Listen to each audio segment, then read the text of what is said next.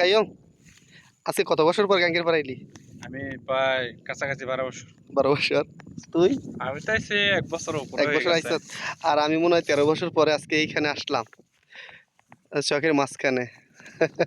এই যে আমাদের চিনি গাং, আমরা সবসময় এটা চিনি গাং বলি। এই আরে কথা হইতে আসলো, কোথাও কিছু নেই, কোথাও কিছু নেই, একবারে ভাইরাল ভিডিও কথা শুধু বলছ না বললি করছিস। শূন্যতার হাহাকার।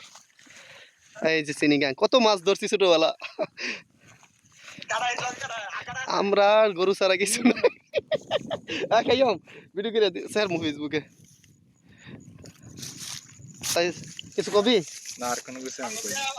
আমরা গ্রাম কত দূরে দেখাই যায় না, সবগুলা ছিল ধানি জমি। আর এখন গ্রামের দলাদলি এবং অনেক ইয়ার কারণে এইগুলাতে আর কোনো ফসল আবাদ করা যায় না। এখন শুধু কচুরি ফেনা আর আর কি আর কিছু না। এটা হলো গাঙ্গের পার। আরে হাত ধরে চুরি করে লয়ে যাই ভালো হাত। হাতে তো ওয়াইফাই চলে যান।